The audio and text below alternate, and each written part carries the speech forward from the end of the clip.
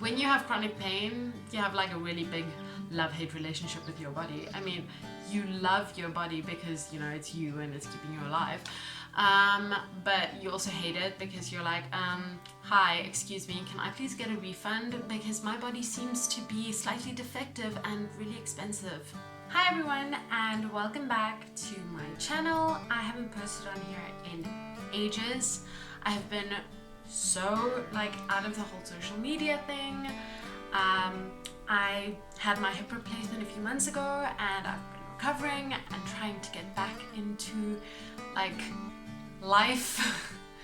And it's so amazing to have the pain that I had just be gone. And that kind of brings me to the topic that I want to talk about today, is that I spent close to a year in chronic pain. And when I say chronic pain, I mean that I was in pain for pretty much every second of every day for close to a year. Now there are people who are in chronic pain for years and years and years and years and years. I was very lucky that I had such a short period of time before I could actually get my hip replacement. I'm so very thankful.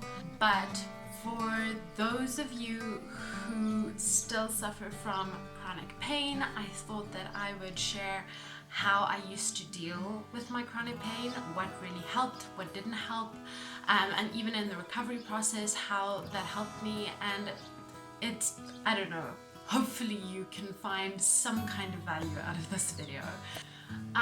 So if you want to see what I did to help me manage my chronic pain, then you can just keep watching. One of the first tips that I'll give you is to sleep better.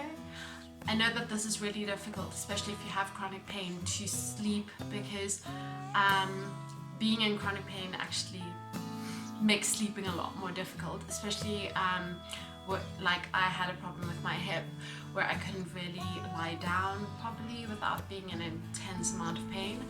But using, you know, different methods, calming herbs or some tea or hot milk or sleeping tablets, it really depends on you.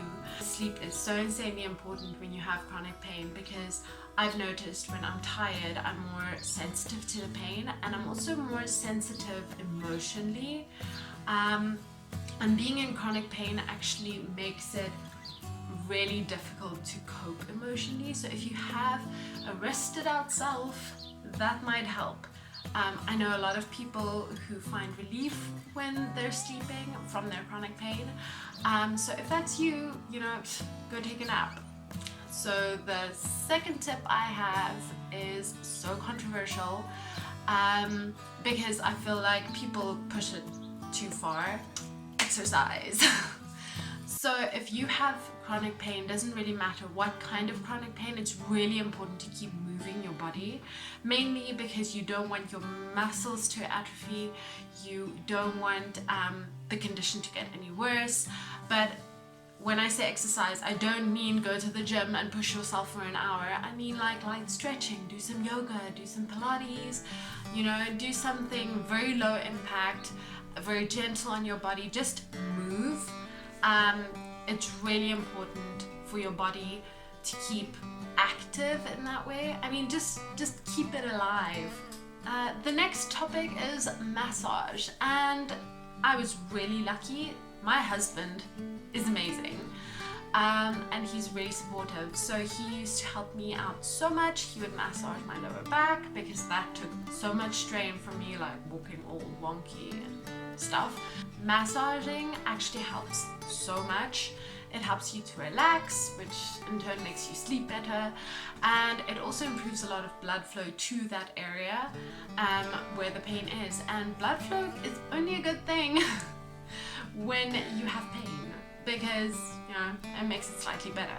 The next thing is heat therapy. Now, heat therapy is not necessarily something you need to go to a physio or someone like a therapist for. You can do that at home. I did that with an electric blanket on the bed. I just put it on 3 and I would just lay there and, you know, just bleh.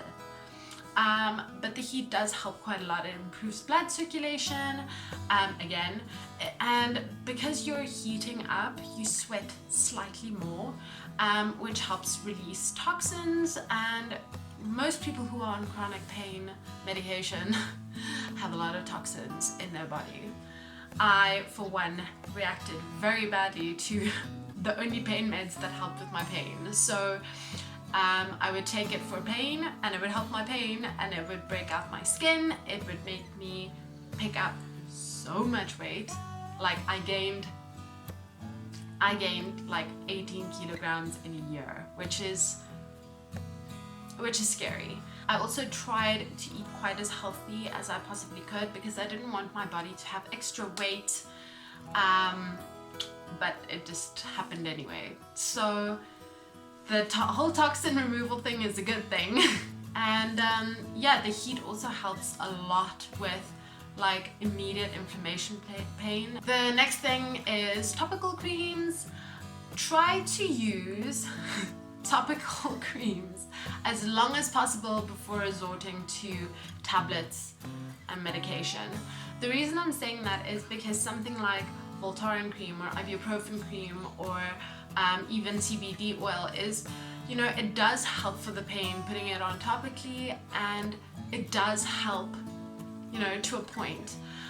But if you can use that for as long as possible before you get to the point where you're like, okay, I'm going to drink tablets now, that would be amazing, because the side effects of topical creams are way less and way less likely to happen than when you use tablets or medication of any kind.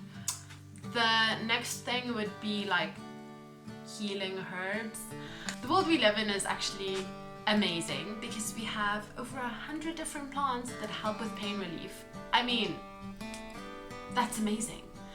So if you can do herbal teas, some of my favorites were turmeric, which is so amazing because it like helps a lot with inflammation. Turmeric is good, ginger is good, rosemary is good, thyme is really good for like muscle soreness, and then obviously cannabis or CBD is amazing. Just make sure that you have a healthcare professional helping you with that. Like, don't self-medicate, people. The next thing is to cut down on excessive or extra stress. If you know something is stressing you out and you can get rid of it in some way, just do it. Like, just do it, because the extra stress in your body makes it so much worse. You tense yourself up, and that in turn actually makes it harder for your body. The last thing would be to distract yourself as often as possible. So if you have stuff that you really enjoy doing, some cool hobbies like painting, writing, listening to music, watching some series, reading an awesome book, making a clock, I don't know what your hobbies are, but do those often, because trying to distract yourself from the pain won't make the pain go away, but it would make it easier to manage. If you have hobbies like mountain climbing or rock jumping or skydiving, just don't do those. Just keep to a normal little hobby like reading, writing, painting, origami, Sudoku, I don't know. Just do something to distract yourself. So that is all my tips for dealing with chronic pain. I hope that this helped you in some small way. I don't know if it would, but I hope that it does. And if you do have chronic pain, I hope that you get better really quickly. And if you're here watching the video for a loved one that has chronic pain, make sure to give them a buttload of love. And if you do get annoyed, try to do that only in the kitchen cupboard where they can't see you, because they already hate themselves. So if any of you have chronic pain, just leave a comment below telling me all about it. I actually love connecting with people who have pain as well and are dealing with this, because it's so amazing to have a community who understands. So yeah, also if you wanted to see the videos that I'm like doing this tiny little series on pain management and my life with Perthes. If you want to see any of those videos, just click subscribe, hit the little bell thingy if you want like a little notification when I upload, which doesn't happen all that often, but I'm gonna try. I'm gonna try. So yeah, have a great day, guys. Bye.